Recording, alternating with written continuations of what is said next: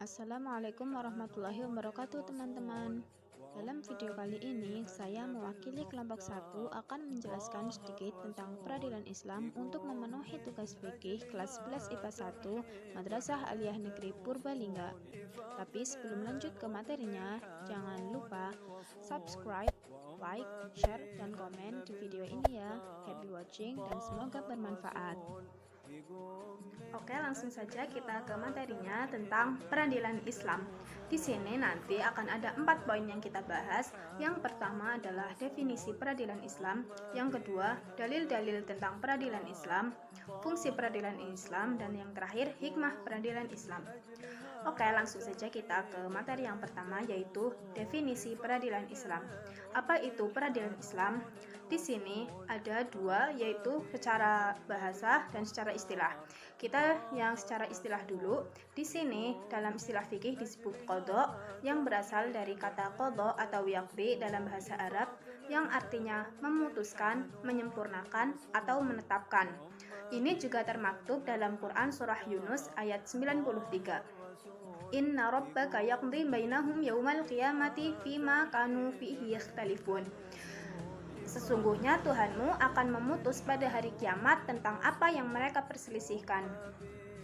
Kemudian yang kedua, secara bahasa sendiri, peradilan Islam adalah lembaga pemerintah atau negara yang ditugaskan untuk menyelesaikan atau menetapkan keputusan dengan adil sesuai dengan undang-undang yang berlaku. Nah, itu tadi definisi peradilan Islam. Selanjutnya, sebelum mengenal peradilan Islam lebih jauh lagi, ada unsur-unsur dalam peradilan Islam. Apa saja unsur-unsurnya?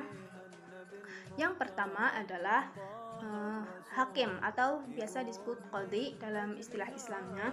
Ini adalah orang yang dipilih untuk menyelesaikan perkara atau memutus perselisihan antara dua pihak yang berselisih. Yang kedua adalah hukum atau qadhi atau qadha. Hukum itu adalah keputusan yang dibuat oleh hakim. Kemudian yang ketiga adalah al-mahkum bih. Al-mahkum bih ini adalah sesuatu yang harus dipenuhi atas suatu hak. Nah, al-mahkum bih ini dibagi menjadi dua. Yang pertama adalah qadha ilzam dan qadha tarki. Qadha ilzam sendiri yang dimaksud di sini adalah memenuhi hak penggugat, sedangkan qadha tarki adalah menolak putusan atas gugatan tadi.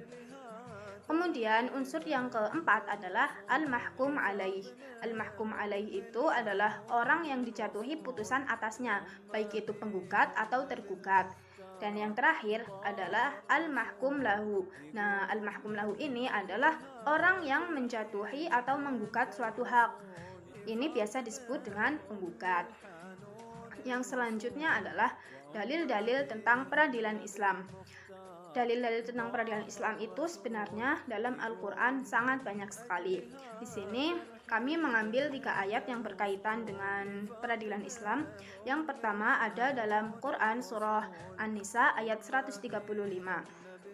Di sini dalam ayat ini Allah menegaskan bahwa ketika kita menjadi saksi, kita harus menjadi saksi dengan seadil-adilnya, sekalipun itu terhadap diri kita sendiri, kerabat dekat kita, atau orang tua kita. Kemudian yang kedua, dalam Quran surah Al-Maidah ayat 8. Seperti Quran surah An-Nisa ayat 135 tadi, di sini juga dijelaskan bahwa ketika kita menjadi saksi harus dengan adil, seadil-adilnya. Di sini juga dijelaskan bahwa adil itu mendekatkan kita kepada ketakwaan kepada Allah Subhanahu wa taala. Kemudian yang ketiga atau yang terakhir ini ada dalam Quran surah An-Nisa lagi ayat 58. Nah, di sini dengan sangat tegas dan jelas Allah memerintahkan langsung untuk kita, apabila kita diberi amanat, kita harus menyampaikan dengan sebenar-benarnya kepada yang berhak menerimanya. Nah, itu tadi dalil-dalil tentang peradilan Islam.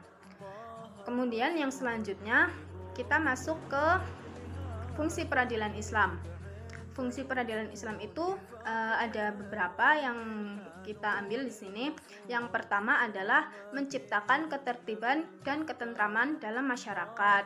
Yang kedua adalah mewujudkan keadilan yang merata bagi seluruh masyarakat.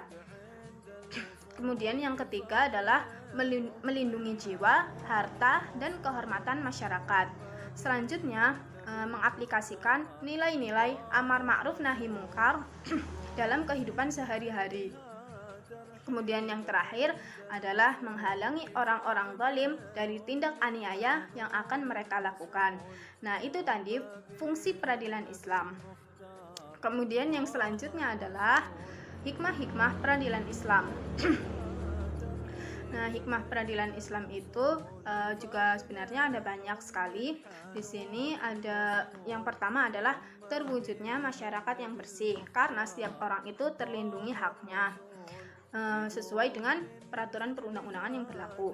Hal ini juga sejalan dengan hadis Rasulullah Shallallahu Alaihi Wasallam yang diriwayatkan oleh sahabat Jabir bin Abdillah yang menjelaskan bahwa satu masyarakat itu tidak dinilai bersih jika hak orang-orang yang lemah diambil oleh orang-orang yang kuat.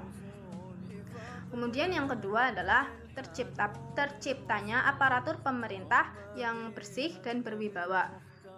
Ini berkaitan dengan poin pertama tadi, karena aparatur pemerintah yang bersih dan berwibawa itu terwujud ketika masyarakat telah menjadi masyarakat yang bersih. Kemudian yang ketiga adalah terwujudnya keadilan bagi seluruh rakyat. Ini juga sudah dijelaskan tadi sesuai dengan Quran surah An-Nisa ayat 58. Kemudian yang keempat, terciptanya ketentraman, kedamaian, dan keamanan dalam masyarakat. Dan yang terakhir adalah dapat mewujudkan suasana yang mendorong untuk meningkatkan ketakwaan kita kepada Allah Subhanahu wa taala bagi semua pihak. Ini juga sudah dijelaskan tadi dalam Quran surah Al-Maidah ayat 8. I'dilu wa aqrabu littaqwa, dan berbuat adillah karena sesungguhnya itu mendekatkan kepada ketakwaan. Nah, itu tadi hikmah peradilan Islam. Oke, untuk pembahasan tentang peradilan Islam sekiranya cukup sampai di sini saja. Apabila ada kekurangan, mohon maaf yang sebesar-besarnya. Terima kasih atas perhatiannya. Wassalamualaikum warahmatullahi wabarakatuh.